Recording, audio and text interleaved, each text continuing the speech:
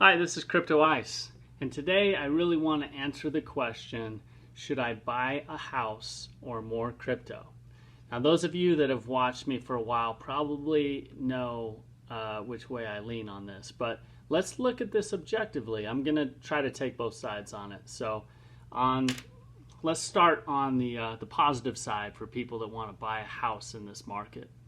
Well, in May of this year, there was an article on housingwire.com I was looking at, and they are talking about rates going down to 2%. So, a lot of people never thought that interest rates on a home could get down to 2%. Well, for many people, that's the case right now. So we're seeing a lot of excitement. We're seeing buyers on a waiting list and trying to just buy that house. It's a little ironic to me that at the same time we have 30 million plus people on unemployment. We have the Fed printing trillions of dollars just to keep the stock market on life support.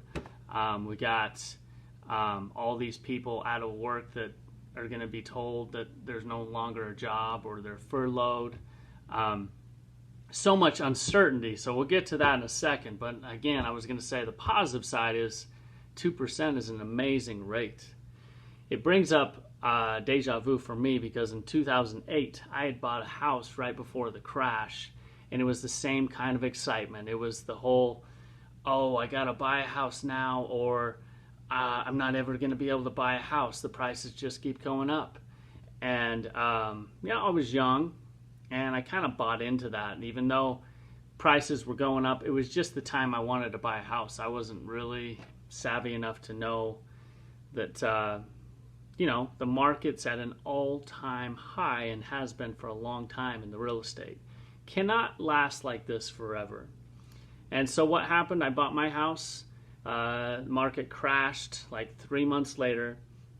I spent the next decade getting a second job, paying off my second mortgage, refinancing, and holding on to that house until it eventually got back to the price where I bought it. So not exactly what you want, right?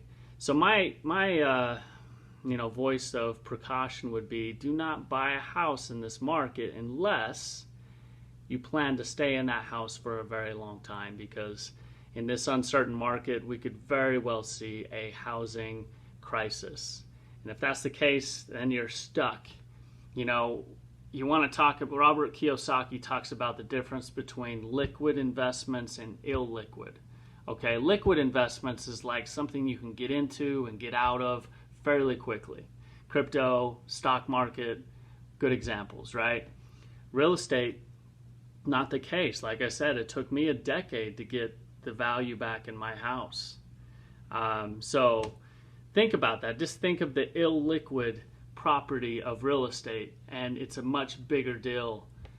If you make that mistake, you may pay for it for quite some time. So it was a great learning lesson for me. So I don't feel like I would be where I am right now, positioned to win in this crypto game if I hadn't gone through that. But if you can avoid it through learning from my experience, all the better, right? So let's talk about a couple of the other things, which is your house an asset or a liability? Again, if you are in the business of making money and having multiple streams of income and maybe even some passive income coming into you, you have to understand the concept between assets and liabilities. Again, Robert Kiyosaki breaks this down for us. If you buy a house, it's not an asset like many people believe. If it's taking money from your pocket every month, then it's not an asset. It's a liability. The only way it's an asset is if you are renting it out as a property and getting enough money coming in that it's cash flow towards you every month, right?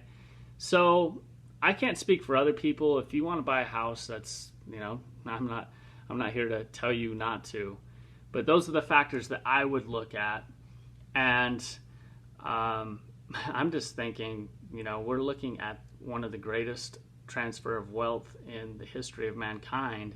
Why would you want to tie up your capital in a house? If you're in a house currently and making it work, great, but why would you purposely go out of your way and get caught up into the FOMO of, oh, I've got to get it now because this 2% is not going to be here? Well, that 2% is great, but let's not overstate it.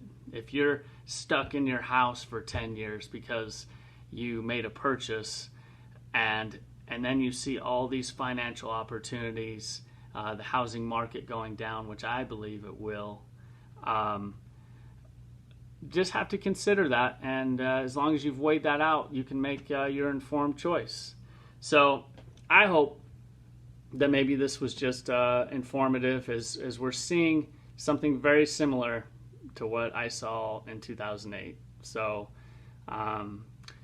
there's a saying by Steve Harv Eker that says simplification is the dark horse of investing.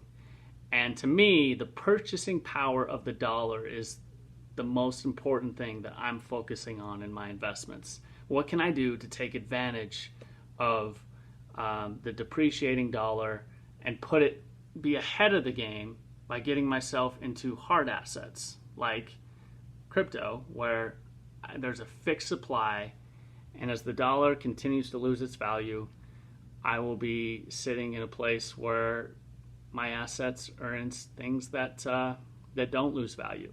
Now, I will give that to real estate. At least it's a hard asset. At least it's not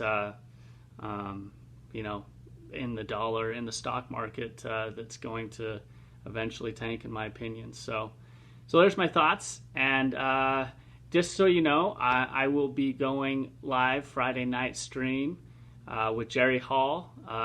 Amazing guy. Super great insight. I'm so excited. So please join us tomorrow night for a discussion. And we'll talk to you soon. Thanks. Bye.